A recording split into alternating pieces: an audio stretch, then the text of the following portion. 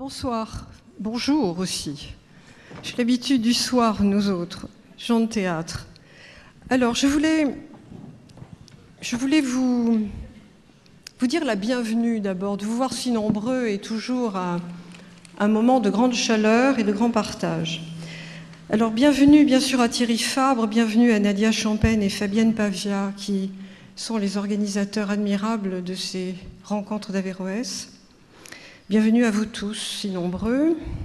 Je voulais vous parler de deux choses, évoquer deux choses avec vous. D'abord, l'extrême privilège. Loin de la musique, de la plainte, et sans doute à cause de l'inquiétude en raison des bruits du monde actuel, on croirait le chapitre 1 du Maître et Marguerite quand le diable vient s'asseoir sur le banc et que tout commence à se détraquer. Souligner le privilège que l'on a, nous, d'être là ensemble, de pouvoir entendre, recevoir la pensée structurante et structurée, comme aujourd'hui. Le privilège d'être libre, de dire et d'élaborer jusqu'à l'utopie. Je voulais souligner cet élan, ce cercle de feu qui nous rassemble, mais qu'il faut sans arrêt alimenter. Et je voudrais aussi faire l'éloge des intellectuels, parce que moi j'aime beaucoup ce mot, des penseurs, des historiens et historiennes, de tous ceux et celles qui élaborent cette pensée, qui nous éclairent. Et je pense qu'une maison comme la nôtre, ce théâtre, nous les artistes, nous devons nous adosser à ceux qui élaborent la pensée. Plus que jamais, nous avons besoin d'eux, nous avons besoin d'être ensemble et de dialoguer. Et ce temps d'écoute, comme pendant les rencontres d'Averroès, est absolument indispensable. Et je suis sûre qu'il sera heureux.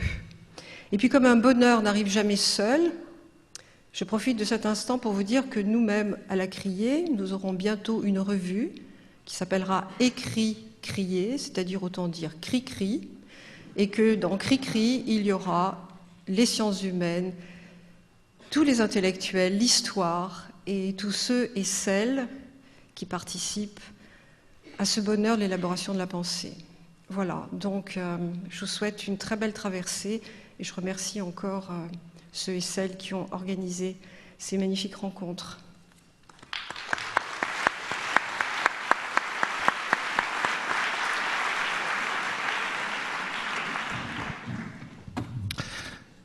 Merci beaucoup à Masha Makayev de nous accueillir dans cette grande salle du théâtre de la Criée. C'est si juste d'être ici à l'entrée du port de Marseille pour essayer de penser la Méditerranée des deux rives. Et puis un théâtre, c'est le lieu de la parole dans la cité et c'est au fond la raison d'être de ces rencontres d'Averroès. J'aimerais commencer par un fragment d'un poète qui me tient très à cœur et qui a souvent éclairé le chemin des rencontres, qui est René Char. C'est un extrait de la Note sur le maquis qui nous dit ceci. « Faire longuement rêver ceux qui ordinairement n'ont pas de songe et plonger dans l'actualité ceux dans l'esprit desquels prévalent les jeux perdus du sommeil. » Et ce fragment de Char nous dit au fond assez bien le sens de ces rencontres d'Averroès, c'est-à-dire de l'imaginaire en acte, de l'actualité et l'ardent désir d'être éveillé, d'être aux aguets pour ce qui nous vient de Méditerranée. Donc il s'agit chaque année, à travers ces rencontres, de penser la Méditerranée des deux rives. Car ces deux rives, au fond, elles sont indissociablement liées et reliées. Et on le sait fort bien à Marseille. Liées et reliées pour le meilleur et pour le pire. Ne laissons pas le pire gagner. Les passions destructrices prendre le dessus, alors que le meilleur n'est pas si loin. Ce sont donc ces liens entre les deux rives que nous essayons de comprendre ensemble avec les rencontres d'Averroès. Des liens que nous cessons de tisser avec vous, car il s'agit bien de rencontres. Et c'est d'abord des rencontres avec les publics et donc avec vous. C'est cette ferveur du public qui est là et qui nous porte dès la première édition de ces rencontres en 1994, alors au Théâtre des Bernardines. Nous sommes passés du petit théâtre, je parle par la taille, puisqu'il y avait un peu une centaine de places, des Bernardines en 1994 à la grande salle du théâtre de la Criée. C'est dire combien l'acuité de ce débat sur les questions méditerranéennes à partir de Marseille.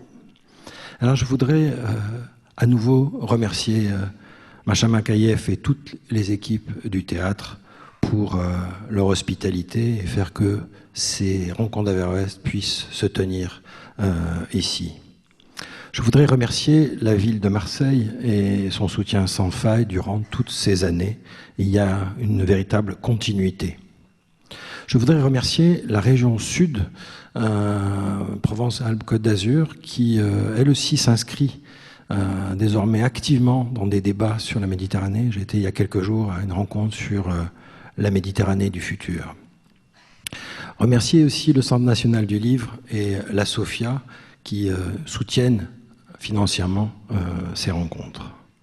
Remercier des partenaires médias qui font exister dans l'espace public. Je pense à la Marseillaise et à Zibline pour les journaux qui sont à Marseille, et puis à nos partenaires nationaux, La Croix, Mediapart, RFI et le groupe France Média Monde, et cette année, le Nouvel Observateur.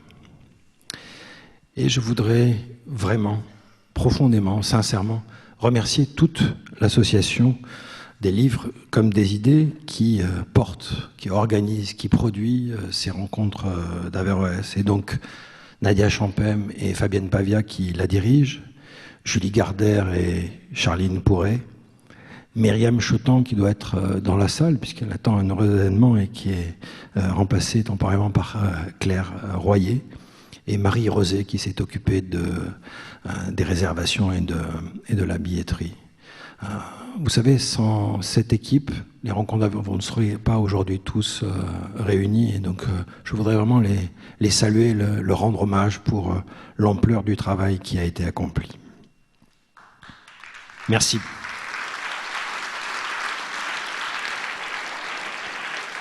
Pour elle.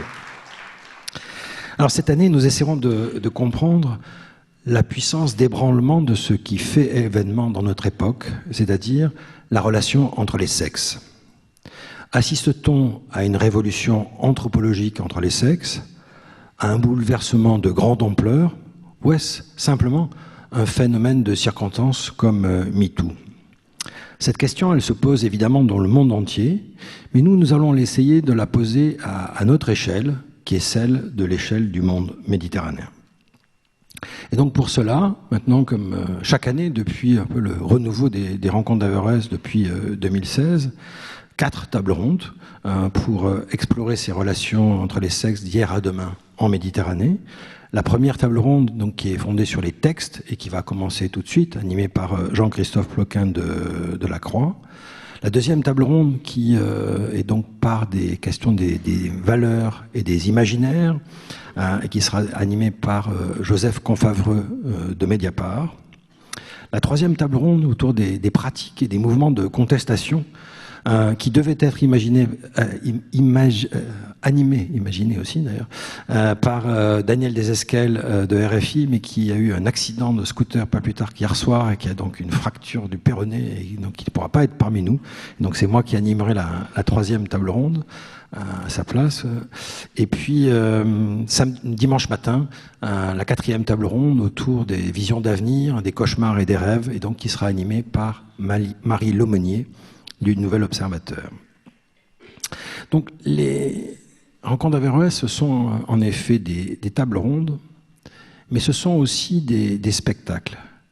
Car au fond, nous ne nous adressons pas simplement à l'esprit, mais aussi à l'expérience sensible, à la connaissance par la peau, par l'univers des émotions. Nous avons eu hier soir une formidable soirée radio live qui a lieu au Théâtre de la Criée. Ce soir, nous aurons une création. Je sais qu'il reste encore quelques places. Alors ceux qui ont envie de passer un grand moment musical avec Pierce Fassini et Yeli Yeli, je vous invite à garder votre soirée pour la prolonger.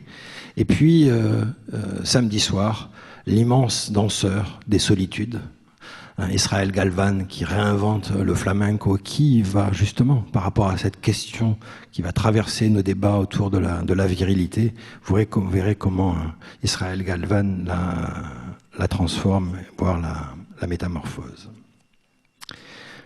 En songeant à cette 25e édition des Rencontres d'Averroès, je suis tombé sur un fragment d'un grand philosophe qui est Gilles Deleuze, et qui nous dit ceci: l'éthique, c'est d'être à la hauteur de ce qui nous arrive. Il se trouve que pas plus tard que ce matin, il m'est arrivé quelque chose d'assez grave, puisque parmi mes plus grands amis, ils ont été mis en prison en Turquie. Voilà. Notamment Betül Tanbay, une mathématicienne, qui est venue à plusieurs reprises aux Rencontres d'Averroès, qui est une amie proche de Dominique Hédé, et qui a été enfermée, prise à 6h du matin chez elle. Et voilà, on ne sait pas maintenant ce qui va advenir. J'avais parlé de Osman Kavala, voilà, ça continue. Et donc, je souhaite que les Rencontres d'Averroès nous aident vraiment d'être à la hauteur de ce qui nous arrive de Méditerranée.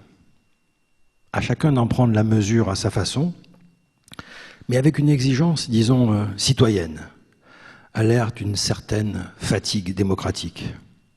Il s'agit de rester éveillé, les yeux grands ouverts vers ce qui nous vient.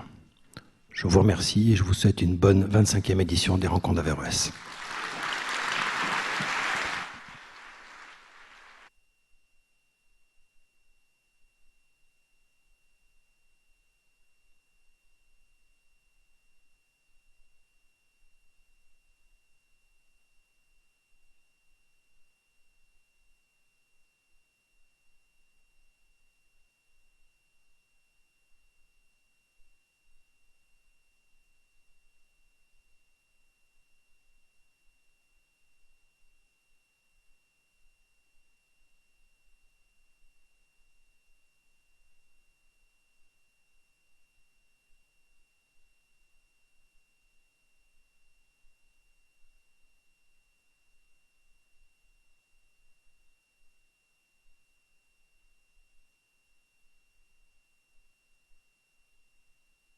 Eh bien, bonjour, merci Thierry pour ces mots d'introduction.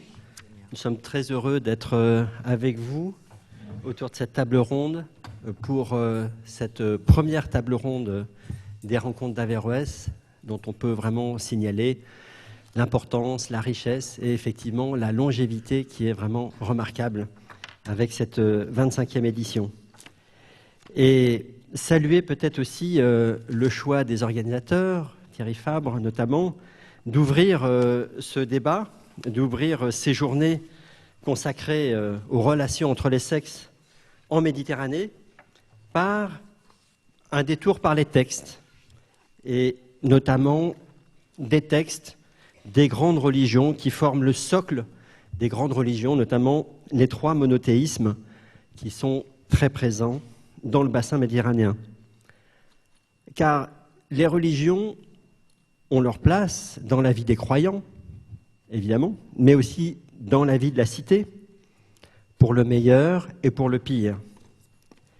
Et c'est intéressant de savoir pour ces croyants, pour ceux qui se réfèrent à telle ou telle de ces grandes religions, le christianisme avec ses différentes branches, le judaïsme, l'islam, finalement pour eux, est-ce que les textes sacrés, les textes fondateurs, est-ce que ces textes qui sont un peu les socles de leur croyance, est-ce qu'ils font obstacle à une évolution des relations entre les sexes aujourd'hui?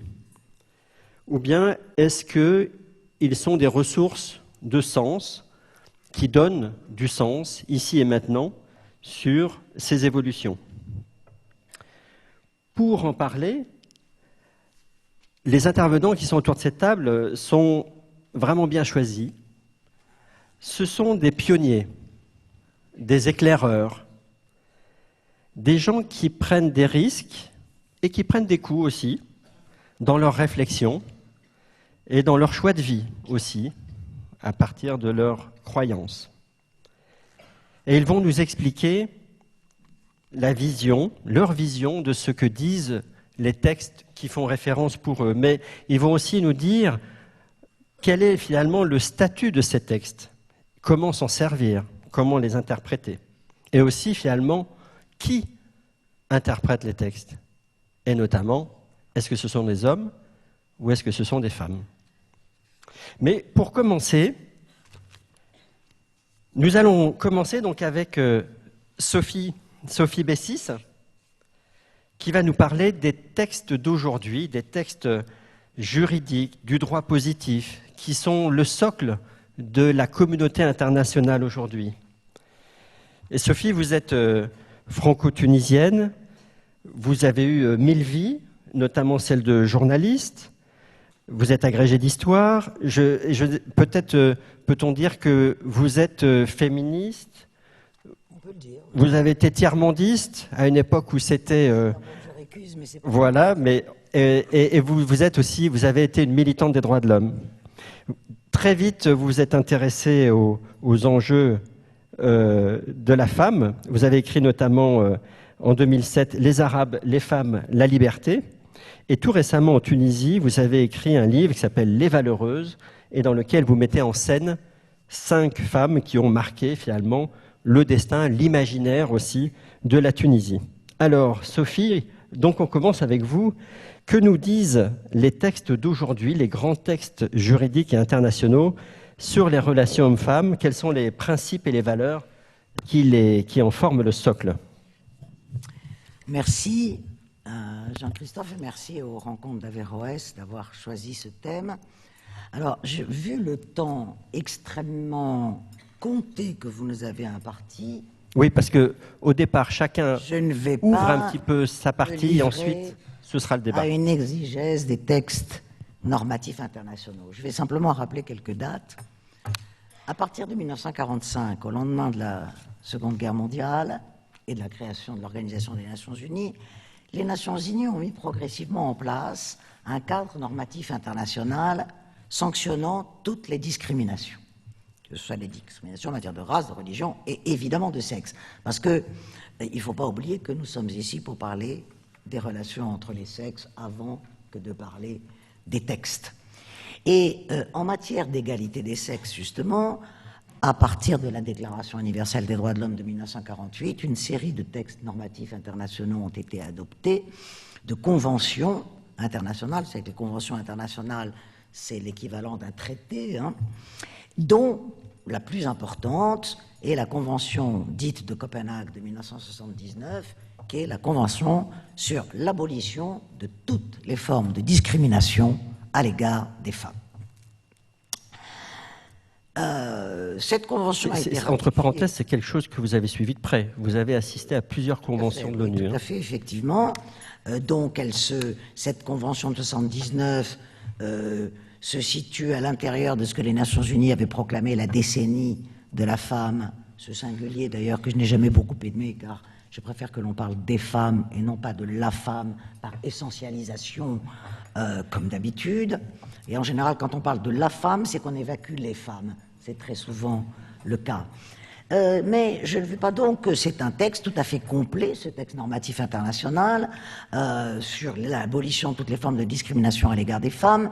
Et la plupart des États de la planète, à part 2 ou 3, l'ont ratifié. Malheureusement, il existe dans les pratiques des Nations Unies ce qu'on appelle les réserves à la ratification, et on peut ratifier un texte normatif international en apportant des réserves en disant « je ne respecterai pas tel article, tel article, tel article ».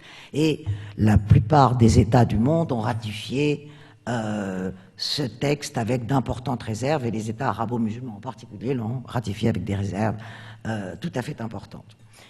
Mais c'est un texte parfaitement égalitaire. Est-ce une coïncidence? Oui, en histoire, il y a des coïncidences. 1979, donc Convention de Copenhague et année de la révolution islamique iranienne, la même année. Et à partir des années 1980 et de la fin de la mort des grands messianismes laïques du XXe siècle, eh bien, vous savez, pour des raisons que je n'ai absolument pas le temps d'aborder ici, évidemment, le monde entre dans une phase que certains ont appelé retour du religieux, d'autres recours au religieux. Et il faut bien dire que tous ces phénomènes de retour du religieux, de recours au religieux, ont en général eu des conséquences extrêmement négatives sur le statut et la condition des femmes.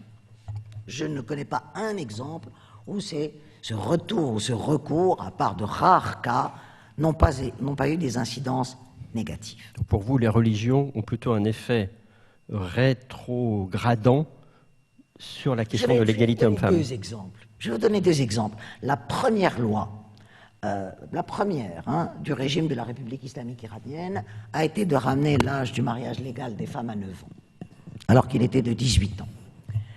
La première déclaration, après la chute de Mouammar Kadhafi en 2011, après la chute de Mouammar Kadhafi en 2011.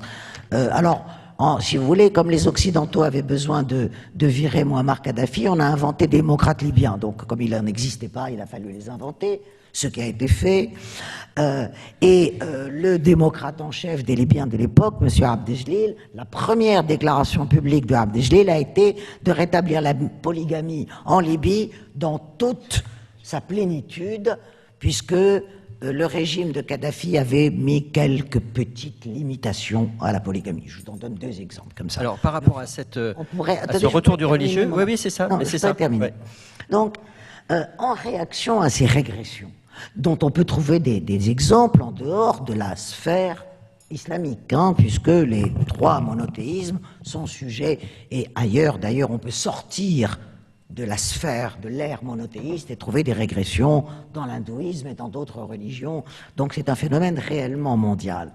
En réaction à ces régressions, tout un courant s'est levé pour contester les lectures patriarcales et misogynes des textes, des grands corpus religieux, et lire ces corpus dans un sens qu'on peut appeler progressiste, que d'autres appellent carrément féministe.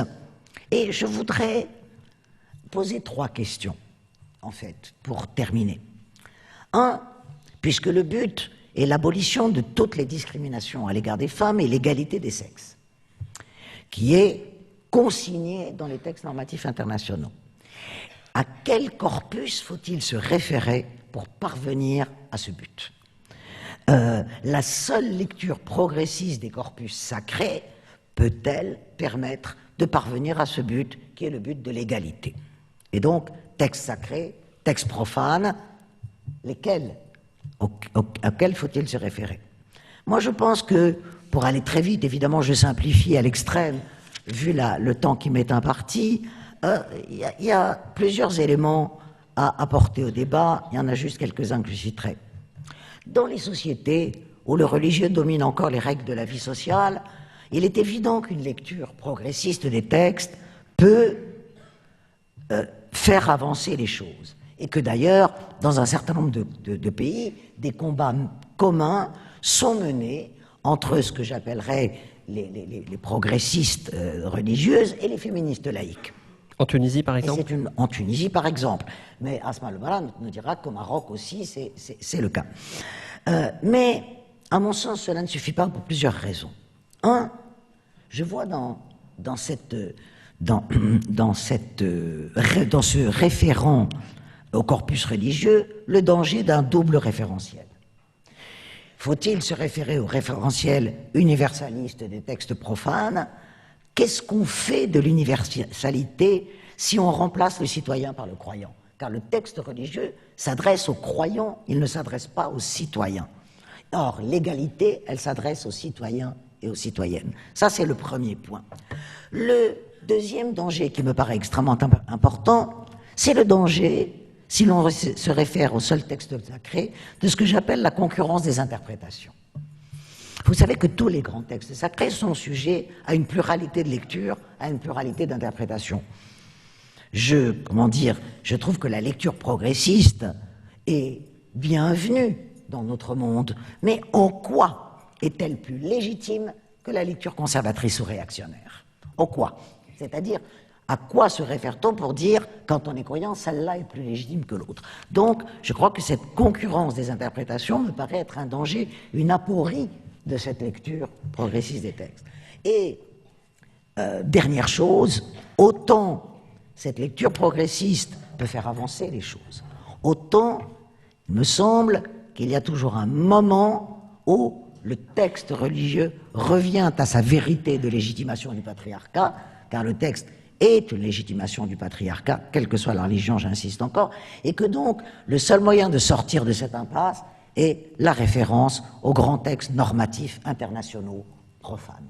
Et dont on peut dire qu'ils sont issus du monde occidental, donc non, situés justement, ou pas? Je crois que, vous savez, il y a une série, il y a toute une école, depuis déjà une trentaine d'années ou davantage, qui parle, et c'est un terme que j'aime beaucoup, de désoccidentalisation de l'universel. Hein, le premier qui a employé ce terme, c'est un historien indien, Chakrabarty, qui a parlé de désoccidentaliser l'universel. Je crois que dans toute l'histoire de l'humanité, il y a des phénomènes d'appropriation des uns vers les autres. Non, je refuse de dire que l'universel est un universel occidental. Il l'a été, une certaine forme d'universel, parce qu'il y a eu une captation, effectivement, par les idéologies dominantes de cet universel. Et aujourd'hui, je crois que le travail de tous les partisans et des partisanes de cet ancrage de l'universel dans les sociétés, c'est de doter à l'Occident, de refuser la captation par l'Occident d'un certain nombre de principes universels qui appartiennent à tout le monde. Merci. Alors,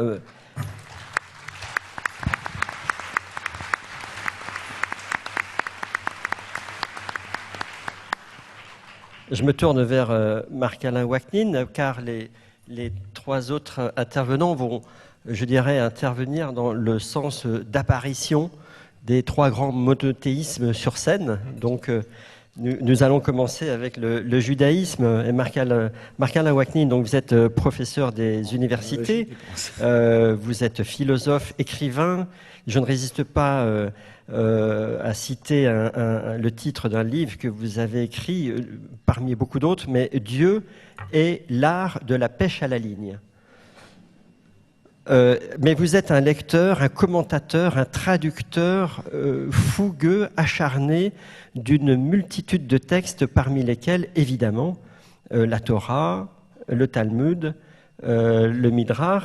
Et pour vous, donc, vous avez aussi, je mentionne, écrit et participé à un très beau livre sur le Cantique des Cantiques. Et donc, vous êtes intéressé de près, finalement, par là, à la relation amoureuse, à la relation homme-femme sous cet angle-là. Et pour vous, donc, justement, comment se référer à ces textes, comment considérer ces textes qui sont présentés comme au fondement du judaïsme encore aujourd'hui? Merci pour cette invitation, cette présentation et ce dialogue qui s'amorce bien avec ce que je viens d'entendre. Je crois que ce qui est important, avant d'aborder la question du masculin et du féminin, qui est un thème fondamental, c'est de s'interroger, comme l'a fait Madame Bessis, sur le corpus des textes auxquels on se réfère et la manière dont on s'y réfère. Je voudrais, pour bien comprendre comment, dans le judaïsme, on se réfère au texte, raconter une histoire et d'abord expliciter, d'abord dire qu'il y a deux types de textes. Il y a une loi écrite qu'on appelle la Torah, qui a été écrite il y a très très très longtemps, et cette loi écrite a été commentée de génération en génération, et l'ensemble de ces commentaires s'appelle le Talmud. Être dans le judaïsme, ce n'est pas se référer au texte qui est écrit, mais c'est se référer aux commentaires qui ont été donnés, donc au Talmud, dans lequel justement il y a la mise en scène de la concurrence des interprétations comme fondement même de la pensée, c'est-à-dire que toute pensée est toujours présentée sous forme d'opposition entre une pensée et une pensée qui dit le contraire, pour éviter que l'on tombe dans une idéologie d'une pensée unique. D'ailleurs, même pour le corpus universel dont a parlé Madame Bessis, à partir du moment où c'est un texte, il y a des interprétations et la possibilité de concurrence des interprétations, même des textes juridiques internationaux et des traités. Tout texte écrit, par le fait que ça soit un texte écrit, est offert à l'interprétation et à la concurrence des interprétations. La grandeur d'un texte, c'est justement qu'il soit interprétable de manière opposée. S'il n'était interprétable que d'une seule façon, nous tomberions immédiatement dans l'idéologie, dans un seul sens, et comme aimait à le dire Lacan, dans l'un des sens du sens. L'un des sens du sens. Et dans le Talmud, ce qui est important, c'est de comprendre quel est le rapport aussi aux référents qu'il y a derrière ces textes. On parle de textes sacrés, des textes saints, et qui sont censés venir de Dieu. Mais qu'est-ce qu'on fait de cette auteur? Parce que je pense qu'il faut parler de Dieu comme soit un personnage conceptuel. Tout à l'heure, Thierry Fabre a cité Gilles Deleuze, et Gilles Deleuze aime ce thème de personnage conceptuel. Le Dieu du texte n'est pas le Dieu de la réalité. Dieu de la réalité, on ne sait pas s'il existe. Il faudrait toujours dire, quand on parle de Dieu, Dieu, virgule, s'il existe, a dit. Mais comme on ne sait pas s'il existe, on dit Dieu. Mais c'est toujours, il faut parler de Dieu comme un personnage du livre. Quand on dit au commencement Dieu a créé le ciel et la terre, c'est pas Dieu qui dit bonjour, je m'appelle Dieu, j'ai créé le ciel et la terre. C'est un auteur qui raconte une histoire dans laquelle il y a un personnage qui s'appelle Dieu qui aurait créé le ciel et la terre. Il ne faut pas donc oublier que ces textes, ce sont des mythes. Et pour la Genèse, par exemple, ce sont, pour les 11 premiers chapitres, des mythes babyloniens. On les retrouve dans l'épopée de Gilgamesh. C'est dire à la fois une ancienneté des textes et en même temps, cela témoigne d'une très longue chaîne de tradition et de transmission, et certainement d'altération. Donc je vous raconte une histoire qui est très importante. Je sais que je perds souvent le sens du temps, donc vous m'arrêtez quand je serai trop long.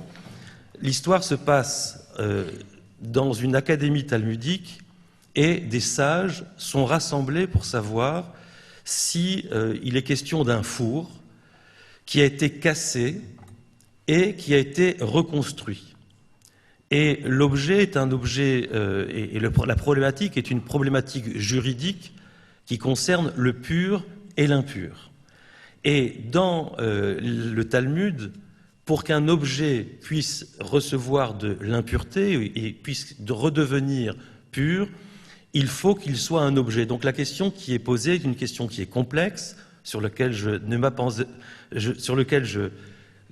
resterai pas très longtemps, qui est de savoir qu'est-ce qu'un objet, quelle est la définition philosophiquement, qu'est-ce qu'on appelle un objet. Est-ce qu'un objet cassé qui est reconstruit, est-ce que c'est un objet?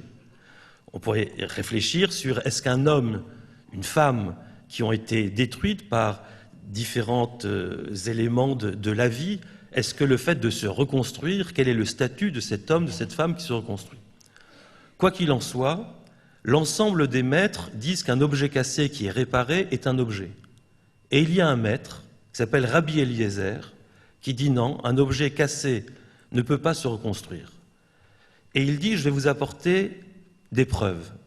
La première preuve, dit-il, regardez, on est dans une académie talmudique, il y a derrière vous, dit-il au maître, un caroubier. Et le caroubier se déracine, fait 400 coudées et se réenracine. Alors on voit tous les maîtres qui suivent le caroubier, qui réfléchissent et qui disent « on n'apporte pas de preuve du caroubier ». Parce que Rabbi Eliezer avait dit « si j'ai raison, que le caroubier le prouve ». Comme le caroubier ne prouve pas, il dit « regardez la source d'eau qui est derrière vous, Une source d'eau coule classiquement de haut en bas, et tout à coup, cette source se met à couler de bas en haut. Les maîtres regardent la source et disent « on n'apporte pas de preuve de la source d'eau ». Si j'ai raison, dit Rabbi Eliezer, que les murs de la maison d'études le prouvent. Et à ce moment-là, les murs commencent à tomber. Un des maîtres qui est présent, qui s'appelle Rabbi Yoshua, regarde les murs et s'adresse aux murs et dit « Vous les murs, qu'est-ce que vous avez à faire dans cette histoire? C'est un problème. » Et donc, par respect pour Rabbi Eliezer, les murs ne se sont pas redressés. Par respect pour Rabbi Yoshua, les murs ne sont pas tombés. Et je dis toujours, donc on a eu des murs de la maison d'études qui sont en biais, et je dis toujours, c'est l'origine de la tour de Pise. Et Rabbi Eliezer dit, si j'ai raison, et là il sort son joker, si vous voulez, si j'ai raison, que Dieu lui-même le prouve. Et il y a une voix, qu'on appelle la fille de la voix, qui sort, qui résonne dans la maison d'études, et qui dit, la vérité est comme Rabbi Eliezer. À ce moment-là, les maîtres disent, qu'est-ce qu'on peut faire? Et ils disent, il est écrit dans la Torah elle-même, il est écrit Lo bashamaimei, la Torah a été donnée aux hommes, Lo bashamaimei, elle n'est plus au ciel. C'est-à-dire, continue-t-il à dire, ce sont les hommes qui doivent gérer le monde et non pas Dieu.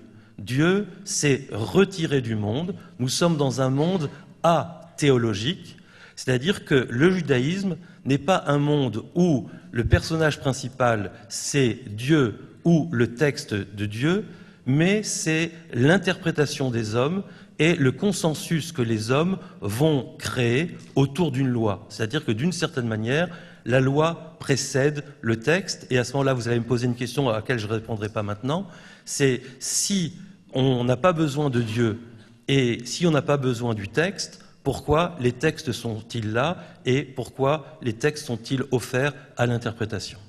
Merci.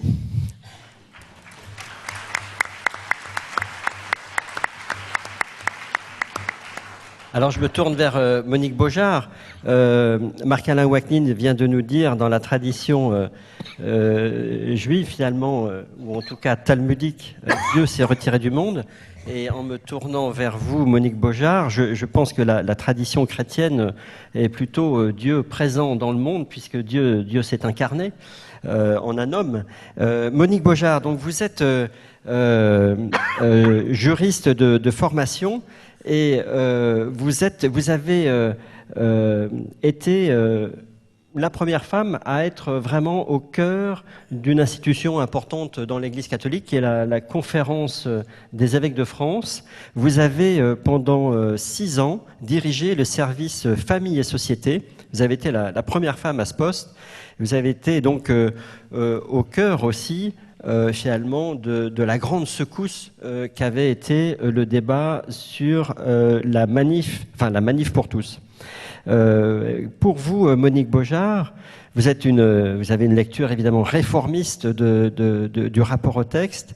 Quel est donc finalement le rapport au texte? Qu'est-ce que vous pouvez nous décrire, le rapport au texte dans la tradition catholique?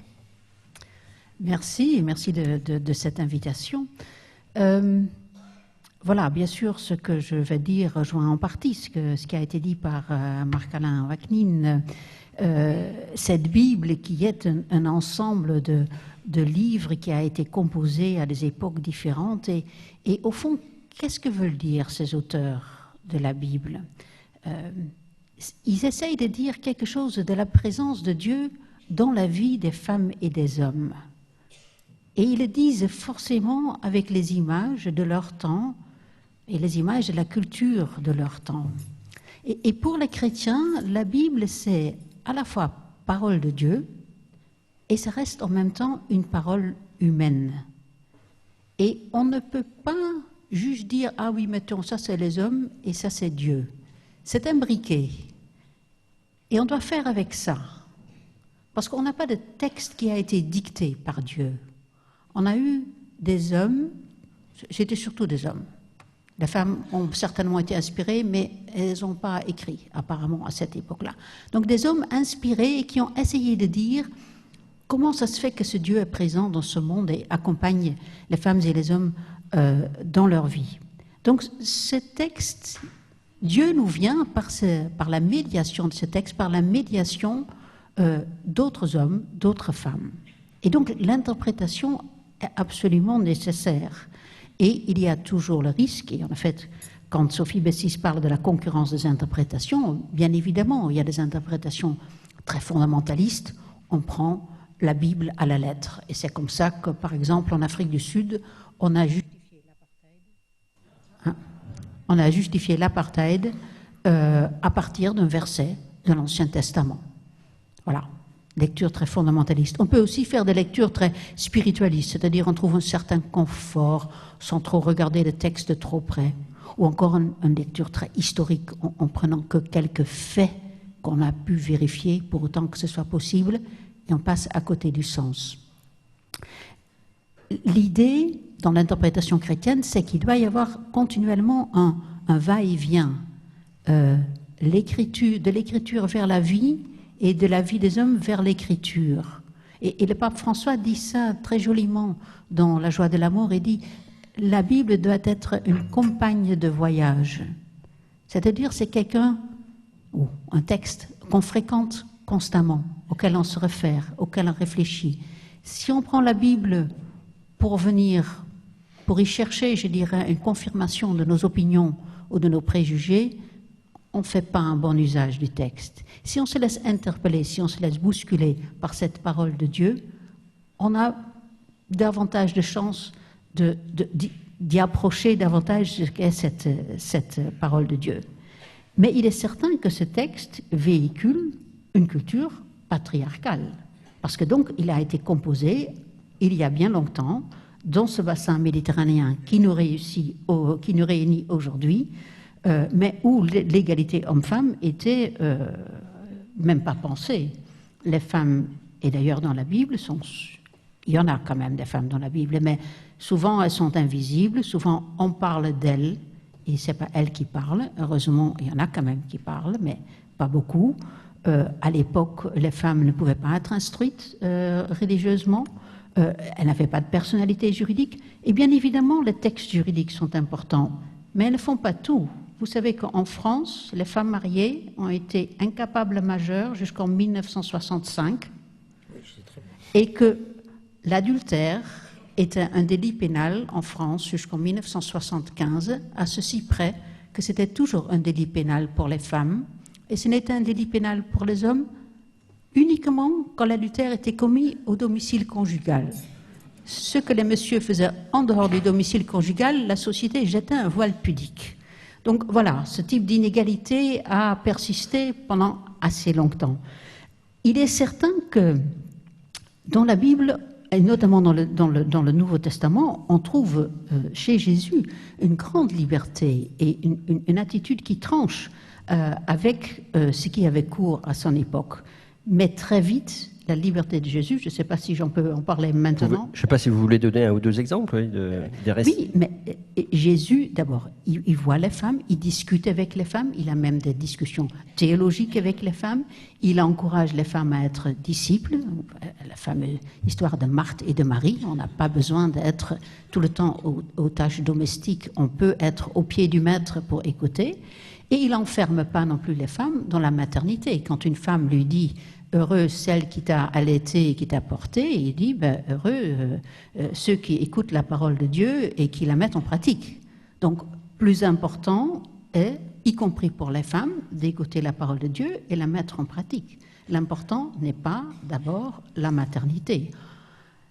Entre la liberté de Jésus, pour en donner d'autres exemples, et ce que l'Église en a fait, et je dirais l'Église est plutôt en retrait par rapport à Jésus. Alors, c'est toujours un peu comme ça. Jésus était quelque part un révolutionnaire et les institutions ont beaucoup de mal à gérer une révolution dans la durée. Ça, c'est même antinomique. Donc, il ne faut pas s'en étonner, mais c'est pour ça aussi qu'on a chaque fois besoin de revenir à ce texte, un texte qui aujourd'hui est lu autrement aussi, justement parce qu'il y a des lectures féminines et des lectures féministes, mais que même des hommes commencent à avoir des lectures comme ça. Et on peut y revenir après. Saint Paul va dans un premier temps redire cette égalité fondamentale qu'on trouve chez Jésus, mais même dans d'autres lettres déjà, ça va vite diminuer. Et après, comme l'interprétation a été faite que par des hommes pendant des siècles, ils vont vite s'accommoder d'avoir les femmes à une place soumise, tranquille, où ça ne fait pas trop de bruit. Merci.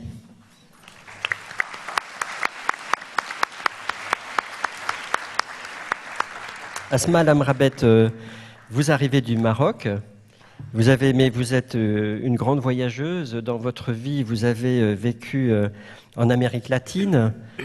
Aujourd'hui et dans les années récentes, vous avez été en poste en tant qu'enseignante à Barcelone, à Bruxelles, à Grenade.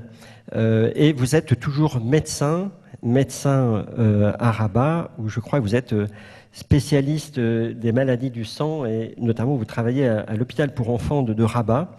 Et par ailleurs, je dirais que vous êtes dans une sorte de quête inlassable de l'interprétation du Coran, des textes fondamentaux de l'islam, dans une lecture justement féminine et peut-être féministe, nous direz-vous. Vous avez écrit de très nombreux livres qui tournent autour de ce sujet. Et vos recherches ont fait que vous avez à un moment été nommée directrice du Centre d'études féminines en islam, d'une institution qui s'appelle la Rabita Mohammadia des Oulémas du Maroc. Et voilà, récemment, en début d'année, vous avez été contrainte à la démission ou on vous a montré la porte finalement parce que vous étiez intervenu sur une question sensible qui est la question de l'héritage dans l'islam. Alors, voilà, vous êtes vous-même en prise directe avec cette question de l'interprétation d'un texte qui, selon la tradition musulmane, est la parole même de Dieu. Alors, comment fait-on pour interpréter un texte qui a ce caractère aussi sacré ? Merci. Écoutez, merci déjà pour l'aimable invitation. Je suis très honorée d'être parmi vous aujourd'hui. Tout d'abord, je voudrais toujours clarifier le lieu d'où je m'exprime. Je suis avant tout une femme marocaine, parce que j'ai mon contexte et que c'est très important de s'exprimer à partir de son contexte. Et puis, je suis aussi une croyante, mais une croyante très lucide quant à la nécessité, voire l'urgence d'une profonde critique de sa propre tradition religieuse. Il faudrait reconnaître aujourd'hui l'impasse tragique du monde musulman et de sa pensée devant les défis aujourd'hui de notre monde globalisé.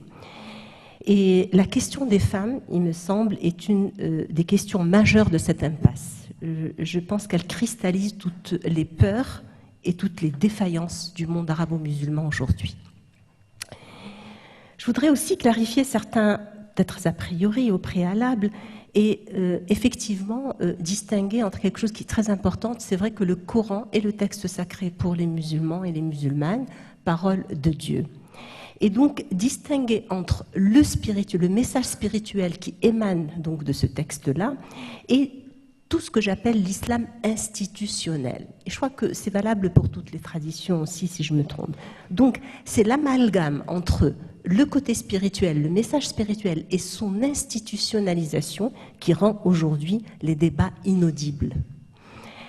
Concernant justement la dimension spirituelle, elle nourrit ma quête de sens, par exemple, en tant que croyante, et je n'ai aucun problème avec elle. Parce qu'au niveau de cette dimension spirituelle, je retrouve des valeurs qui sont aujourd'hui complètement compatibles avec les valeurs universelles. Valeurs de la justice, l'exigence de justice, en arabe on appelle ça al-adl.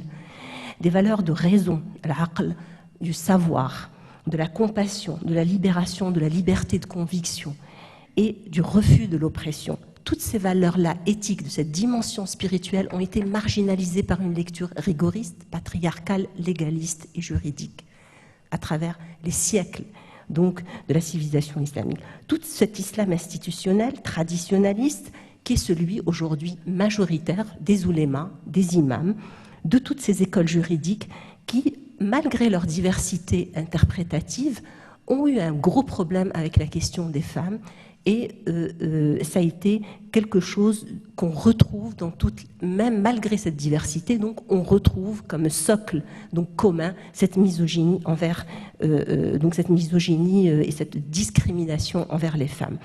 Donc c'est effectivement cet islam institutionnel instrumentalisé politiquement qui a durant des siècles été pourvoyeur de toutes ces injustices et discriminations envers les femmes. Je répondrai à... Donc aujourd'hui, pardon, avant de répondre à ce que Sophie Bessis disait tout à l'heure et qui est super intéressant, c'est que aujourd'hui il y a une dynamique féminine et féministe en marche.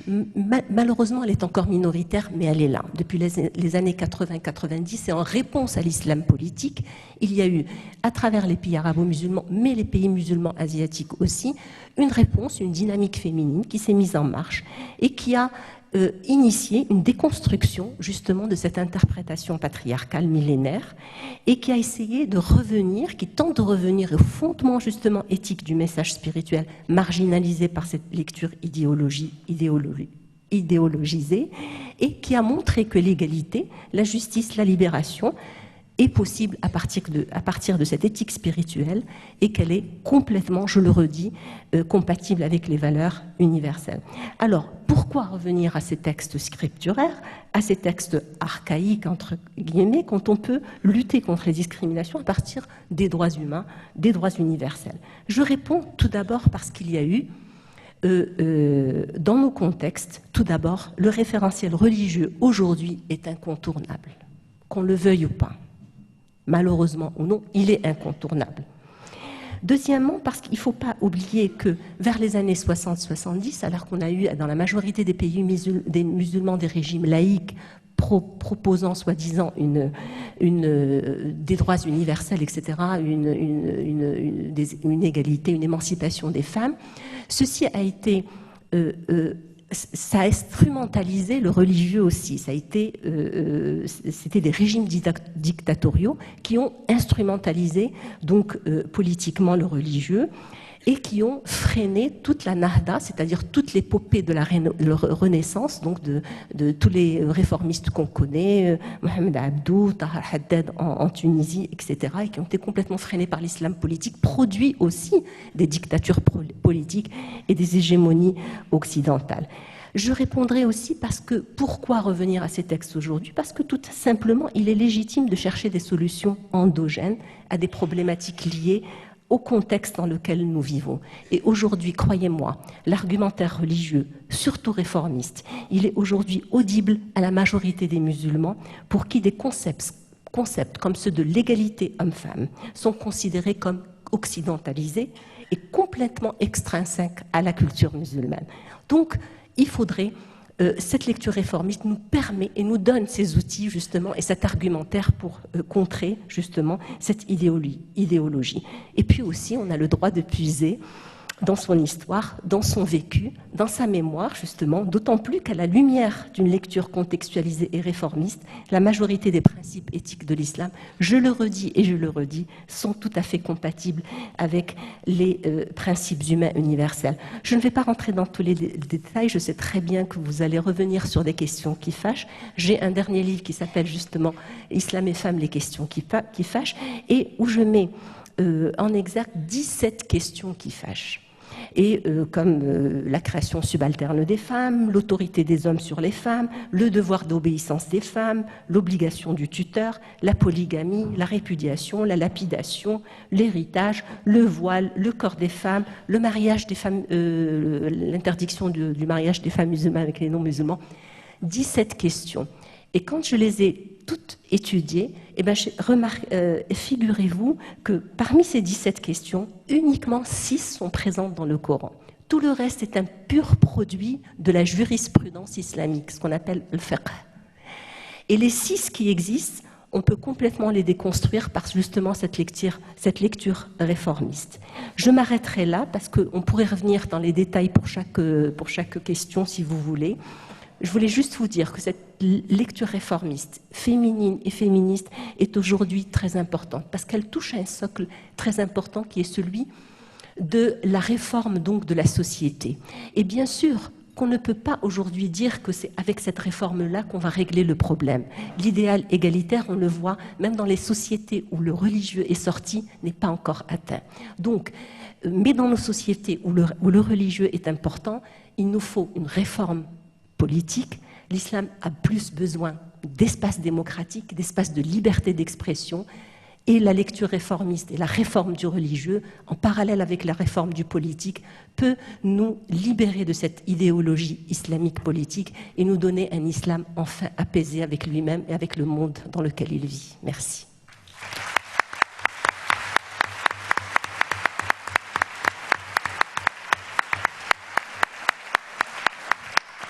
Merci. Alors, en entendant les interventions de Marc-Alain Ouaknine, de Monique Beaujard et d'Asma Lamrabet, ce qui est frappant, c'est d'entendre finalement qu'il y a des textes qui sont un peu à la source, et puis il y a une histoire depuis que ces textes ont été écrits, ont été reçus, et finalement le politique, la tradition, les institutions qui semblent faire finalement barrage peut-être avec ces textes. Alors je me retourne vers vous, Marc-Alain Ouaknine.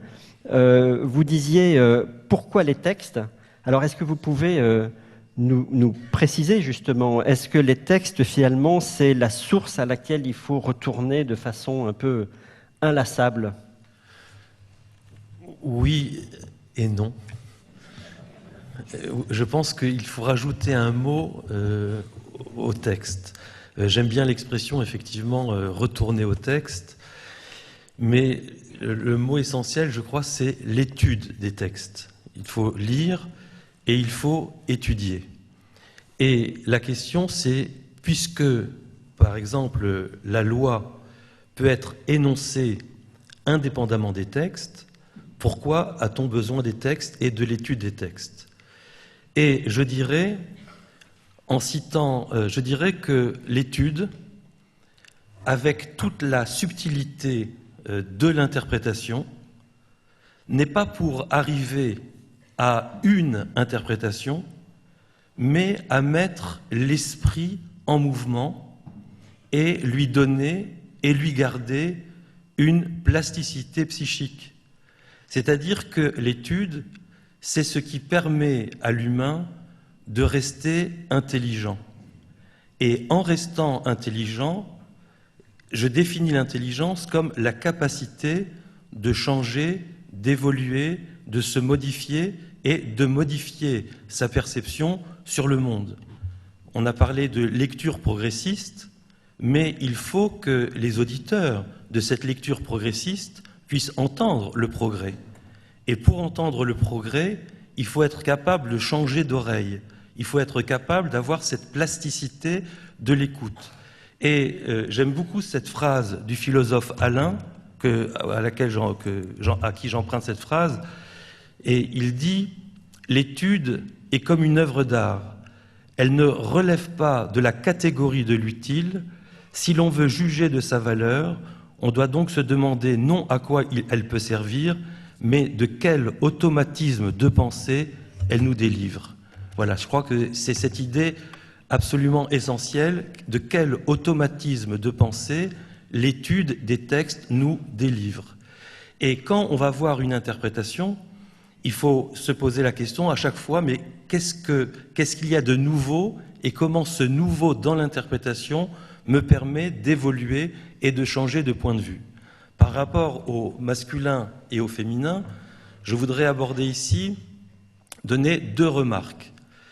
La première, et ce qui est important dans l'étude, c'est toujours de revenir au langage, au lexique et à la langue dans laquelle ces textes sont formulés.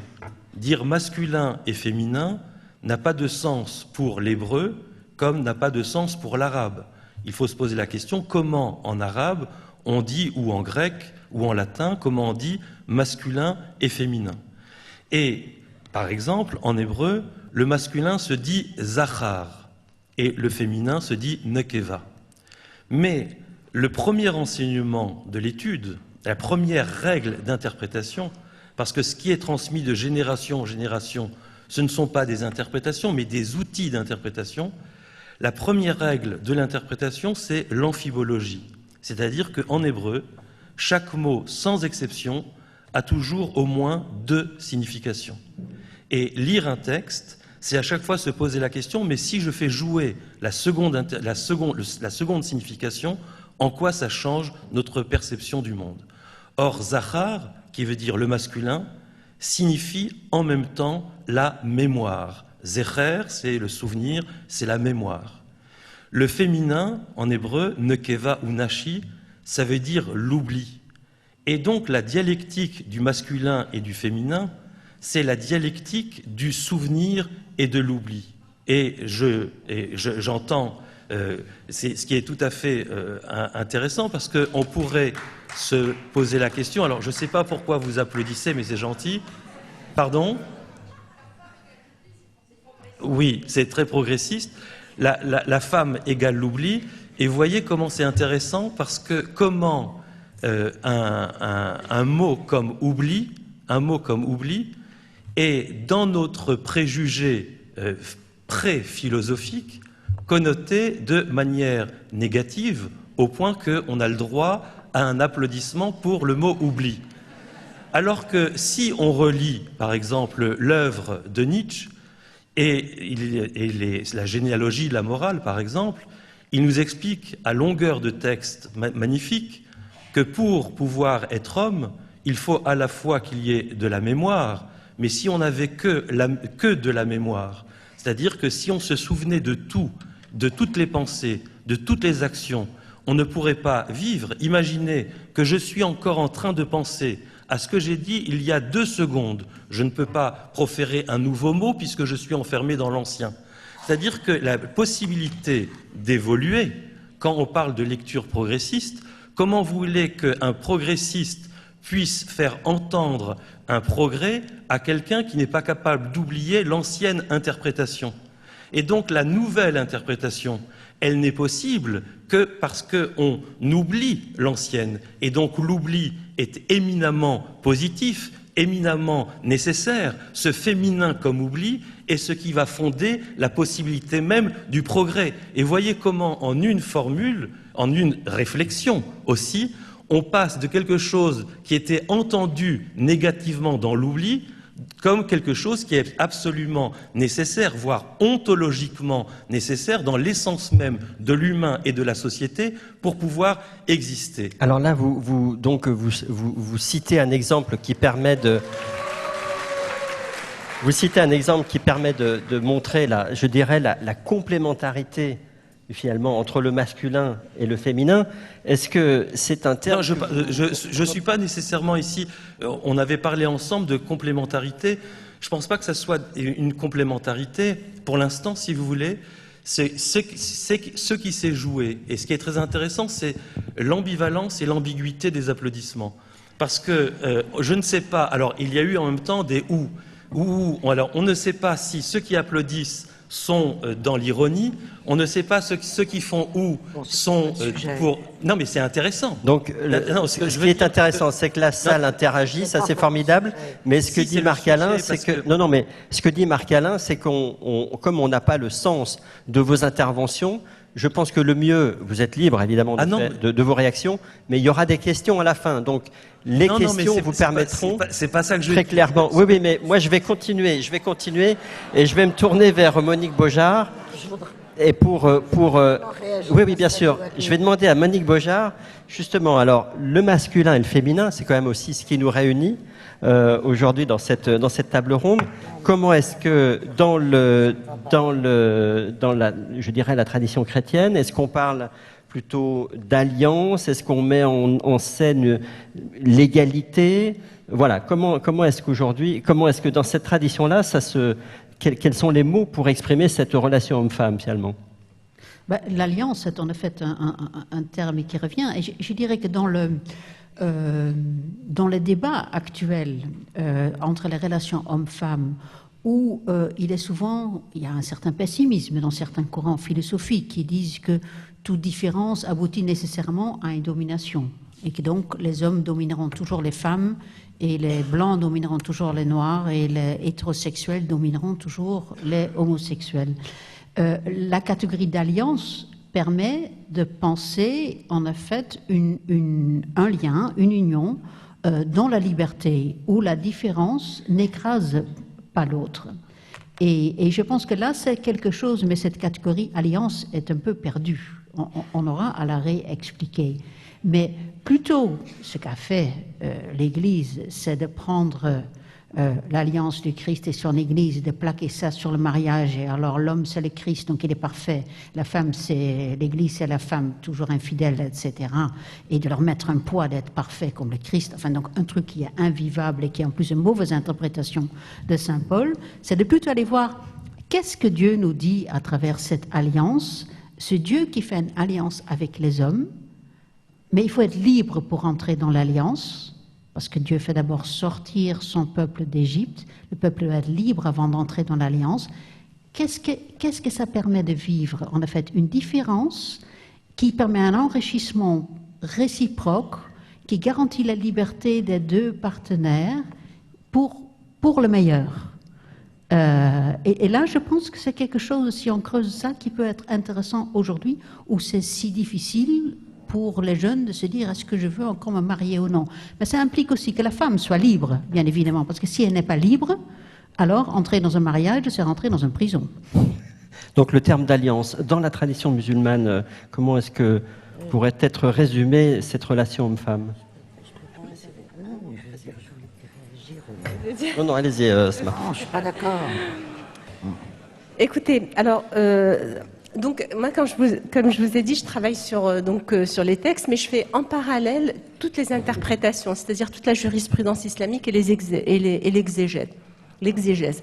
Parce que c'est là où il y a un gap, où on va vers un décalage, ou vraiment des fois des contradictions entre ce que dit le Coran, qui a été marginalisé, donc, et ce que disent les interprétations humaines, compilées à partir du 9e siècle, dans ce qu'on appelle At-Tadwin, dans des compilations et des écoles juridiques qui ont été sacralisées par la suite jusqu'au moment où on a complètement oublié ce qu'a dit le Coran. D'ailleurs, au Maroc, en 2004, on a fait une réforme du Code de la famille et qui a mis en valeur ou mis en exergue ces contradictions-là. Alors, je donne des exemples concrets. Jusqu'en 2004, au niveau du Code de la famille au Maroc, le chef de la famille était l'homme.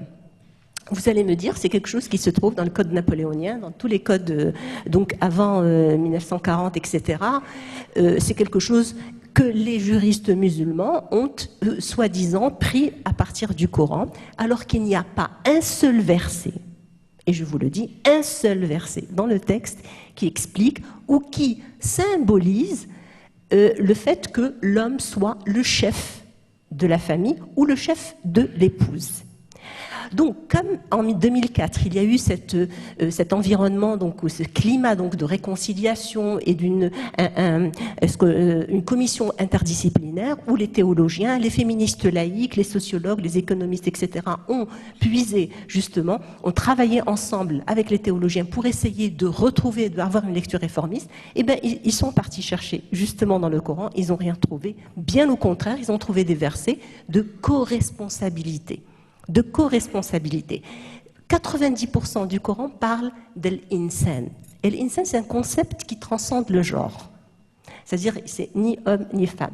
Et le Coran parle à Al-Insan. Bani Adam. On dirait l'être humain. Voilà, l'être humain. Et l'Insan, c'est l'être humain, et donc, il transcende le genre. Des exemples concrets aussi, comme le fait que, par exemple, il y a dans tous les codes du statut familial aujourd'hui dans les pays majoritairement musulmans, à part la Tunisie et le Maroc, le fait que la femme, obligatoirement, pour se marier, doit avoir ce qu'on appelle le tuteur juridique. C'est un pur produit des écoles juridiques. Il n'existe pas dans le Coran. Et même une école juridique, qui est celle des Hanafites, ne le reconnaît pas. Et donc, vous voyez que maintenant au Maroc, il a été optionnel parce que beaucoup de théologiens ont insisté pour qu'il reste. En Tunisie, donc, je pense qu'il a été aboli. Mais dans les autres pays, il reste au nom du sacré, alors que dans le Coran, le tuteur n'existe pas. Il n'existe pas du tout. Donc il y a cette relation-là. Et puis, moi, dans mon dernier livre, j'énumère 21 versets égalitaires. Égalitaires dans le sens symétrique. C'est-à-dire, il y a cette relation entre Dakar wal Unta, et justement, le Dakar, en hébreu, c'est la même chose qu'en arabe. Donc, Dakar wa Unta, homme et femme, où il est stipulé qu'ils sont égaux dans le bel agir, dans l'intégrité morale, dans l'action sociale, même dans l'action donc de l'espace public. Et tous ces versets-là ont été complètement marginalisés pour prendre quelques versets qui sont inégalitaires. Effectivement, il y a 6 versets dans le Coran qui sont inégalitaires, mais qui sont des réponses à une société donnée qui est celle du 7e siècle. Et ce sont des versets qui, à mon avis, socio-conjoncturels, qui répondent à une conjoncture donnée qu'il faut aujourd'hui dépasser par une lecture réformiste. Merci. Alors, Sophie Bessis, vous avez entendu ces 3 rapports, ces 3 regards sur les textes. Qu'est-ce que ça vous inspire? Pardon. Non, moi je voulais revenir sur 2 ou 3 choses. La première, c'est quand M. Joaquin a parlé de la concurrence des interprétations, en disant que tous les textes sont sujets à concurrence d'interprétation. Bien sûr que non. Bien sûr que non. Ah oui, il faut vraiment que vous restiez bien sûr que non. Sur le micro. Parce que, bien entendu, les textes sacrés sont sujets à des concurrences d'interprétation dans la mesure où ils doivent être obscurs. Ils ont une exigence d'obscurité. Après tout, nous sommes dans une réunion qui s'appelle les rencontres d'Averroès. Je ne reprendrai pas les niveaux de lecture de Ibn Rushd, quand même, qui justement a théorisé les fameux niveaux de lecture des textes sacrés. Donc, les textes sacrés sont sujets à des concurrences d'interprétation, pas les lois civiles. La loi civile est faite pour être claire, elle est faite, donc il n'y a pas de concurrence d'interprétation dans une loi civile. Duralet sed lex, la loi doit être appliquée, et donc c'est une frontière, c'est quelque chose qui sépare de façon extrêmement importante le corpus sacré du corpus profane. Justement, c'est une des frontières entre le corpus sacré et le corpus profane, entre la loi civile et les injonctions du sacré. C'est pas la même chose. Et il est trop facile, à mon sens, de mettre tous les textes, quoi qu'on pense du texte sacré et de sa nécessaire lecture, comme l'a dit Asma al-Mrabat, parce qu'elle a dit très justement qu'aujourd'hui, le référentiel religieux est incontournable et qu'il faut faire avec. Mais il faut faire avec les deux. On ne peut pas faire avec un seul. On ne peut pas faire avec seulement le référentiel religieux. Et donc, je ne crois pas à l'obscurité du texte civil. C'est la première chose. Oui. Deuxième chose. On demandera tout à l'heure à Marc-Alain de réagir. Parler du masculin et du féminin, ce n'est pas parler des hommes et des femmes. Bien sûr. Ce n'est pas du tout la même chose. Et c'est une façon, à mon sens, ramener la question au masculin et au féminin est, excusez-moi, une façon de noyer le poisson. Une façon de noyer le poisson. Féminin ou masculin, le poisson? C'est une façon de noyer le poisson. Bien sûr qu'il y a le masculin et le féminin. Bien sûr que dans chaque individu, homme ou femme, il y a du masculin et du féminin. C'est l'évidence. Pour autant, évidemment, il n'y a pas une indistinction entre les hommes et les femmes. Et qu'historiquement, et je voudrais revenir ici à l'historicité, si on n'historicise pas la question, eh bien, à ce moment-là, on est incapable d'avancer. Donc, il y a une domination, non pas du masculin sur le féminin, des hommes sur les femmes. Et on ne peut pas évacuer dans l'histoire. Cette question-là. Elle parcourt l'histoire. Et donc, qu'est-ce qu'on fait avec cette domination?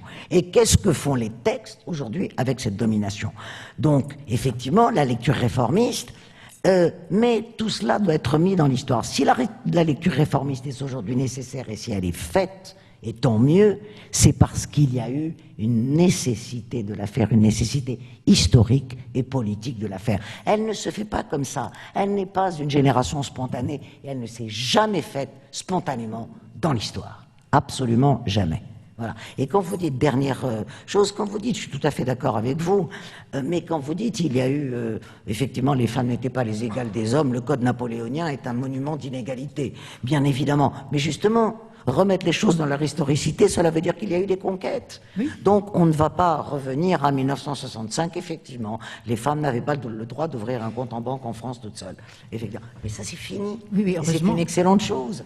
Donc comment on continue? Oui. Toute la question est de savoir comment on continue. Monique Beaujard, comment on continue à l'intérieur du catholicisme aujourd'hui? Catholicisme effectivement qui a participé, je posais la question à Monique Beaujard, qui a participé à cette société patriarcale en quelque sorte. Alors comment est-ce qu'on en sort de ce patriarcat? Pas du jour au lendemain, mais en fait on progresse, donc il faut continuer à progresser. Ce que je note, c'est que en fait ces lectures, ce qu'on appelle féminines ou féministes, ça dépend, progressent. Elles viennent pas malheureusement pour le catholicisme du bassin méditerranéen. Elles nous viennent du monde anglo-saxon, des Américains d'abord, où ça a commencé au XIXe siècle. Et c'est surtout au dernier quart du XXe siècle qu'on voit en fait des femmes qui relisent la Bible. Et là, on est dans un genre d'accélération. Il y a 2 livres qui ont paru là, cette année 2018. Un de Enzo Bianchi, le fondateur du monastère de Boz en Italie, et un autre, là, il y a quelques semaines, de Christine Pedotti, sur Jésus et les femmes. Les 2 livres traitent forcément les mêmes passages, parce que, bon, voilà, on prend ce qu'il y a dans le Nouveau Testament. Mais les 2 montrent très bien qu'il y a des choses sur lesquelles on est passé. C'est les femmes qui sont là à la résurrection. Et c'est les femmes qui sont envoyées, ou par le Christ, ou par les anges, pour annoncer cette bonne nouvelle aux disciples, aux apôtres. Ces femmes sont apôtres. A-t-on jamais vu parler d'apôtres femmes? Non, généralement on dit qu'on ne peut pas ordonner les femmes, et je ne dis pas que c'est mon propos du tout, parce qu'à ce moment-là, on cléricalise les femmes, et je pense qu'il faut décléricaliser l'Église, donc c'est un autre débat. Mais voilà, Saint Paul va dire, oui, le premier qui a vu, c'est Pierre. Ben, il oublie que quand même dans les 4 évangiles, et là c'est les 4 évangiles, qui disent que c'est les femmes qui sont d'abord. Ça fait partie, je donne ça à titre d'exemple, hein, mais on commence à voir, et ce n'est pas juste une question de la place des femmes, cette lecture féminine. C'est aussi, ça révèle, et c'est là où c'est encore beaucoup plus intéressant, une façon de l'agir de Dieu dans la vie des gens. Dieu qui opère avec des moyens faibles, Dieu qui se laisse émouvoir. Ce n'est pas le Dieu tout-puissant, cet homme avec sa grande barbe dont Victor Hugo disait déjà qu'il n'en voulait pas de ce Dieu-là. Hein? On découvre une autre image de Dieu à travers ces images. Et on a toujours besoin, et je rejoins ce que disait Marc-Alain, à convertir nos images, hein, à convertir nos lectures. Donc voilà, ça a un intérêt tout simplement pour comprendre la révélation. On se demande même si Dieu est une femme, finalement. Heureusement qu'il est au-delà de tout ça. Pourquoi pour Dieu on dit toujours « il » et on dit jamais « elle » ? Pourquoi Dieu est-il toujours au masculin ? Et voilà. Marc-Alain, donc, est-ce que vous voulez clarifier votre propos qui a fait réagir Sophie Bessis ? Oui, je suis très très heureux du débat, de cette rencontre et ce débat. Je dirais de manière prudente. D'abord, je suis entièrement d'accord avec vous quand j'ai parlé du masculin et du féminin. C'était pas pour noyer le poisson, c'est parce que j'ai cru que c'était le thème de notre réflexion et que la question de l'homme et de la femme est aussi une question du masculin et du féminin. Mais il y a 2 choses. Ce qui m'a semblé très important, c'est que on est là pour faire avancer la possibilité justement d'une pensée nouvelle. Et pour cela, il m'a semblé, et je pense que c'est ce que nous disons tous les 5, c'est que pour pouvoir avancer, alors qu'il y a des pensées qui sont figées, des pensées qui sont fermées, des pensées qui sont idéologisées, il faut, comme disait Nietzsche, de nouvelles oreilles. Pour acquérir de nouvelles oreilles, il faut, et s'il me semblait, cette plasticité psychique que j'ai évoquée, et la fonction de l'étude n'est pas d'amener une nouvelle interprétation, mais la capacité de réfléchir de manière différente. Quand on est pédagogue, quand on est enseignant et qu'on a devant nous des enfants entre tous les âges jusqu'au bac et au-delà qui sont enfermés dans des préjugés de leur classe, au sens classe d'âge ou classe ou de leur religion, comment vous voulez qu'ils puissent changer d'avis s'ils n'ont pas cette capacité de changer? Donc c'est ça que je parlais plus d'une esthétique de la réception et de la fonction de l'étude que d'amener une interprétation X ou Y. Maintenant, en ce qui concerne le droit, il me semble que dans les écoles de droit que nous avons tous fréquenté plus ou moins, il y a bien un cours sur l'interprétation du droit.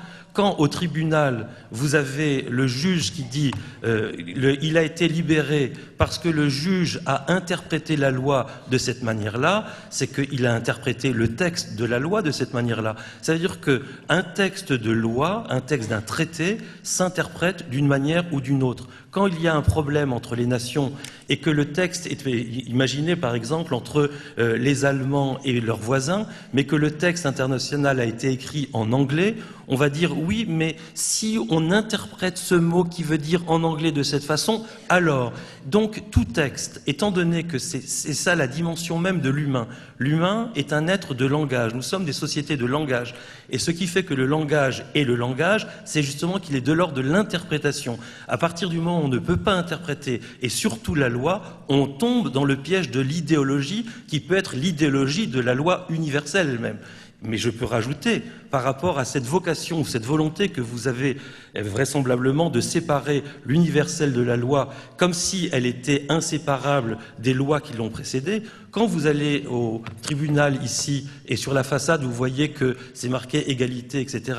et que le symbole c'est les deux tables de la loi, ça veut dire que dans l'esprit de la construction de la loi, il y a eu une sorte d'influence, de filiation par rapport à ces textes. Donc on ne peut pas les mettre de côté de manière radicale, il faut penser justement quand on parlait de souvenirs, on n'est pas des êtres tout à coup qui faisons rupture avec le passé, il y a une filiation, il y a une évolution, et c'est ça que je voulais dire, mais je pense que on est dans le même bateau, si vous voulez, on veut faire évoluer les choses. Et ce qui m'a semblé, c'était ce que je viens de dire, c'est-à-dire vraiment comment faire. Maintenant, après, pour faire une interprétation sur le masculin, le féminin, l'homme et la femme dans le Coran, dans le judaïsme ou dans le christianisme, il faut d'autres lieux, parce qu'il y a une chose qui est très importante, disait Nietzsche, celui qui veut me comprendre, il faut qu'il me lise lento.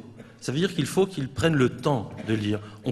La lecture nécessite du temps, vraiment de la patience.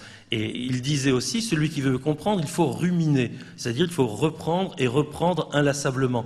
Donc c'est pas de manière rapide que l'on peut penser, mais je suis content qu'on puisse échanger. Voilà. Et alors, une question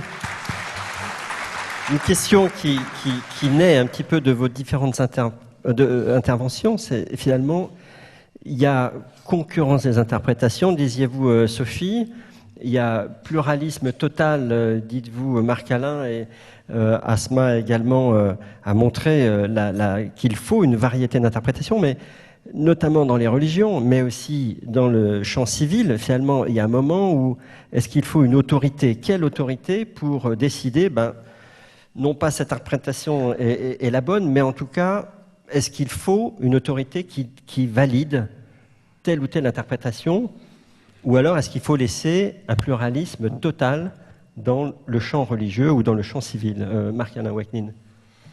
C'est justement la différence qu'il y a entre le dogme et le consensus. C'est-à-dire qu'à partir du moment où on a une pensée qui est théologique, où on a un texte qui est théologique, où le texte est référé au divin, on peut imposer tout et n'importe quoi. Et c'est éminemment dangereux. Ce que fait le Talmud, c'est de sortir du dogmatique et de l'imposition théologique pour dire que la loi n'est pas une loi dictée par le divin, mais construite par les hommes. À partir de ce moment-là, il y a effectivement un pluralisme d'interprétation, mais on ne peut pas vivre si chacun suit l'interprétation.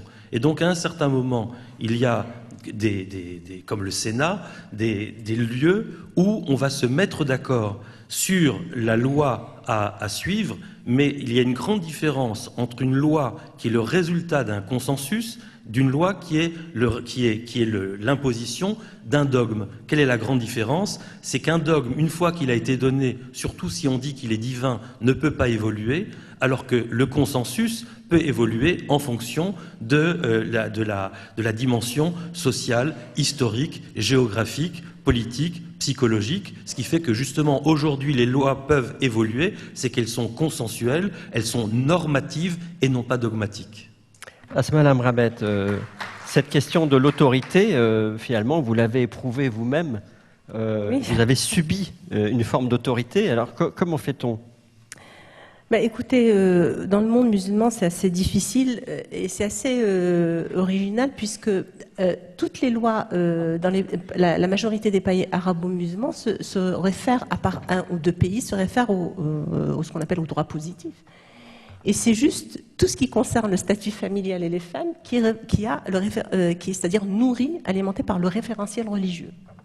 Donc, c'est pour ça que c'est une question, je dis moi, qui est complètement identitaire. Et dès qu'on touche, et dès qu'on parle d'égalité, dès qu'on parle de revendication égalitaire, droit, c'est-à-dire hommes et femmes, on a l'impression qu'on touche au sacré. Or, tout le reste a été aboli. Tout le reste. Tous les versets coraniques qui parlent du butin de guerre, qui sont complètement décontextualisés, aujourd'hui personne n'en parle. Du concubinage, de l'esclavage, tous ces versets-là ont été complètement oubliés. Personne aujourd'hui, à part Daesh bien sûr, ne va revendiquer aujourd'hui le retour des esclaves, ni du concubinage, ni des sanctions, des punitions, châtiments corporels, etc., qui existent dans le Coran, qui sont là. Le Coran n'a pas abrogé l'esclavage, mais il a permis, c'est-à-dire en libérant un esclave, c'est faire un acte de piété.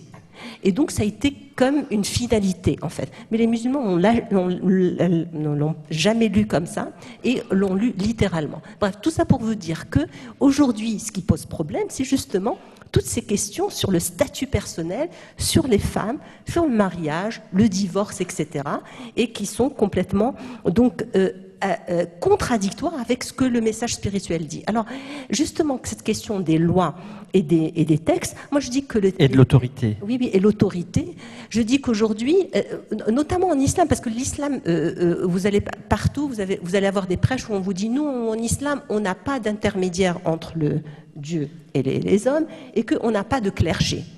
Donc il n'y a pas d'autorité. C'est faux. C'est complètement faux parce qu'il y a un clergé aujourd'hui en islam. Il y a des institutions religieuses qui font le bon, le mauvais et le beau temps. Ça se dit comme la pluie et le beau temps. Oui, la pluie et le beau temps, pardon. Donc ils font la pluie et le beau temps, et ces gens-là ont, avec l'islam officiel prôné par tous les régimes arabo-musulmans, eux instaurent une certaine vision dogmatique donc de l'islam.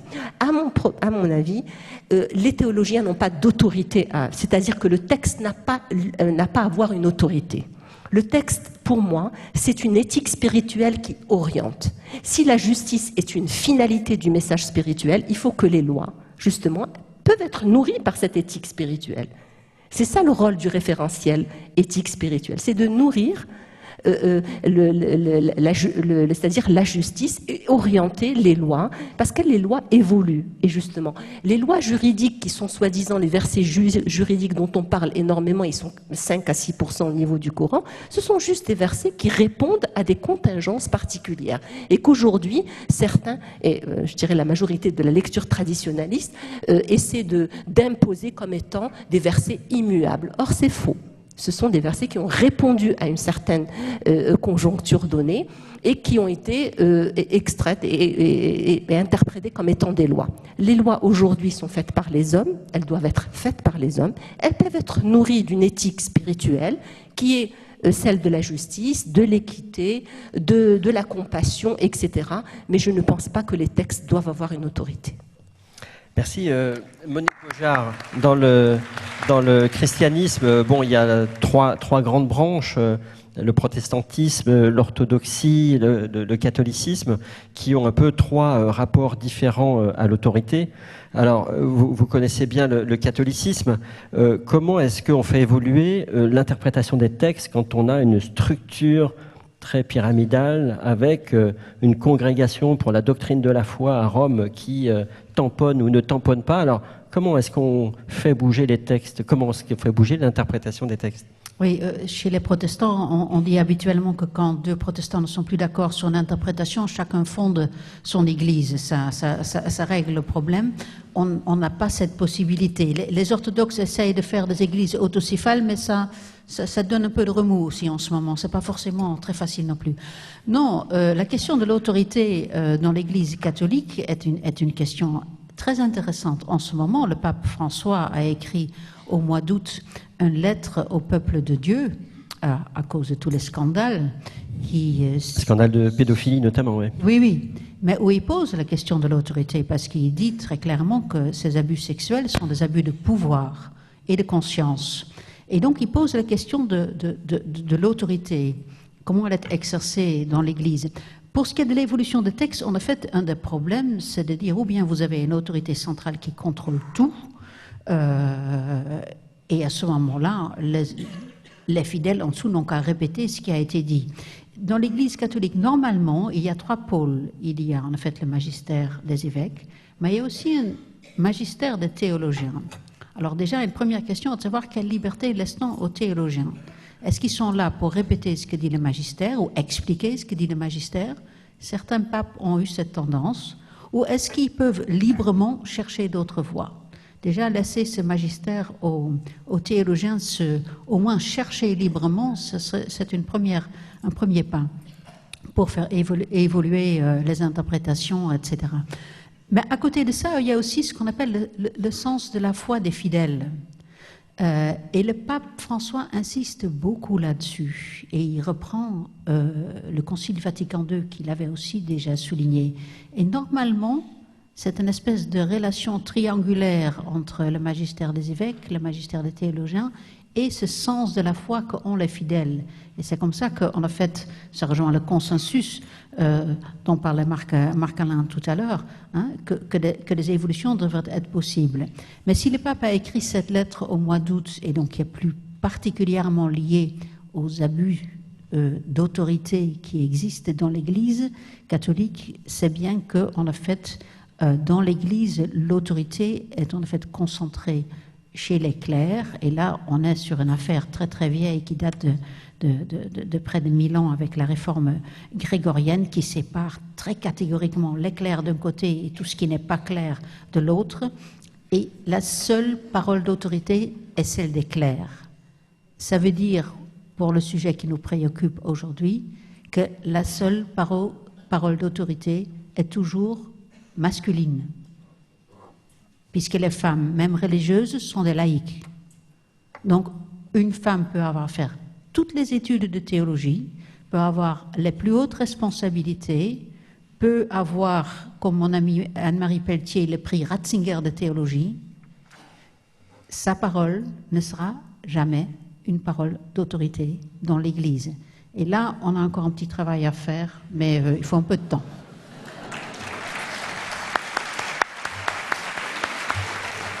Si je vous comprends bien, il y avait les clairs et les obscurs. Sophie Bessis, l'autorité aussi par rapport au droit positif, c'est un vrai sujet. Moi, je suis très troublé par ce que disait tout à l'heure Asma Lamrabet, qui disait, je vais caricaturer, mais la Déclaration universelle des droits de l'homme, c'est un peu occidental, ou en tout cas, une partie dans le monde musulman considère que c'est occidental. À un moment donné, qui est-ce qui dit, voilà les textes fondateurs, fondamentaux, et qui est-ce qui peut, valider finalement une interprétation qui va être progressiste et positive? Je voudrais d'abord... Et après, pardon, oui, tout à fait. On se tournera vers la salle et on prendra les questions de la salle. Je rappelle tout de même que tout, je dis bien tout, les mouvements féministes du monde arabo-musulman se réclament des grands textes normatifs universels. Ils ne les récusent pas. Les mouvements, parce qu'ils ne sont pas forcément en contradiction avec une lecture réformiste des textes du corpus sacré. Mais je répète que la seule lecture du corpus, si réformiste soit-elle, ne suffira jamais. Nous parlions tout à l'heure d'égalité. Alors, justement, qui valide? Vous parliez, monsieur Actin, tout à l'heure vous avez cru que je pensais, en désoccidentalisant l'universel, d'une rupture avec le passé. Pas du tout, c'est tout à fait l'inverse que je prône. C'est-à-dire qu'il faut récupérer toutes les filiations de l'universel, et pas seulement la filiation définie par la lecture occidentale de l'universel. Au contraire, c'est recoudre des passés entre eux. Je prends l'exemple des trois monothéismes. Cette imposture sémantique qui s'appelle l'Europe judéo-chrétienne, bon, sert tout de même idéologiquement à exclure le troisième pied de la révélation monothéiste, qui est le pied musulman. Donc dire judéo-chrétien, c'est exclure de l'histoire de l'Europe sa dimension musulmane. Je ne parlerai pas de l'Andalousie, je ne parlerai pas, mais encore aujourd'hui, des Balkans, etc. Donc au contraire, il faut revenir à l'histoire, il faut revenir à l'historicité, mais pas à une interprétation biaisée, idéologisée et saturée de sens politique de l'historicité. Voilà, donc je ne me situe pas du tout en rupture. Merci. Je ne me situe pas du tout en rupture par rapport à cette historicité. Maintenant, l'autorité. Je voudrais aussi, puisqu'on parle d'autorité, on a beaucoup parlé de masculin et de féminin, mais tout de même, quand on regarde les rapports hommes-femmes, il faudrait de temps en temps parler du viril aussi. Et le viril et le masculin, c'est pas tout à fait la même chose. Or, l'ordre de la domination est un ordre viril profondément, et aucune des religions, me semble-t-il, alors elles ont essayé, les religions, de travailler avec le masculin plus avec le viril. Mais prenons les religions, puisque vous me posez la question de l'autorité. Ce que je veux dire n'est pas une critique, c'est un constat. C'est-à-dire que les grands appareils religieux sont des appareils de contrainte sociale, de régulation sociale, donc de contrainte sociale. Je ne parle ni de la foi, ni du texte spirituel, j'entends bien. Je parle des grands appareils religieux. Ils disent la régulation sociale, donc, alors, ils disent la contrainte, laquelle peut être acceptée d'ailleurs. Une contrainte n'est pas forcément une violence. Il y a de la contrainte acceptée dans toutes nos sociétés. La loi est une contrainte acceptée parce qu'on ne peut pas faire sans, quelle que soit la loi, même quand elle est consensuelle. Mais il faudrait savoir, dans ces appareils de contrainte, qui sont des appareils d'autorité, toutes les religions sont des appareils d'autorité, qu'est-ce qui, aujourd'hui, compte tenu des évolutions sociales, compte tenu des évolutions historiques, compte tenu de cette révolution à laquelle on assiste depuis un demi-siècle, qui est une révolution des rapports de genre, et compte tenu des réactions misogynes à cette révolution des rapports de genre, et malheureusement on peut en donner beaucoup d'exemples, qu'est-ce qu'on peut garder et adapter de ces grands appareils de régulation et de contrainte sociale, et qu'est-ce qu'on ne doit pas garder et qu'est-ce qu'on ne peut pas garder, et comment justement articuler ce que l'on peut garder des traditions religieuses. Il ne s'agit pas de rompre avec le passé, de rompre avec toute tradition, et comment la loi civile peut à la fois garder et rejeter. Et je finirai par juste une chose. Je finirai par de l'économie. Vous savez très bien que le credo libéral, c'est de dire qu'il ne faut pas d'État, surtout pas, et que le marché peut s'autoréguler par lui-même, que la force d'autorégulation du marché est totale. Bien entendu, c'est faux. Ou sinon, on n'en serait pas là où on en est au point de vue des crises économiques, etc., etc. Eh bien, la religion ne peut pas s'autoréguler par elle-même, non plus. C'est-à-dire qu'il faut une instance extérieure.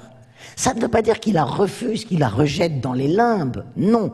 Mais une instance extérieure qui dit, voilà quelle est la place de chacun dans l'appareil législatif qui régule les rapports à l'intérieur de la société, donc les rapports entre les hommes et les femmes.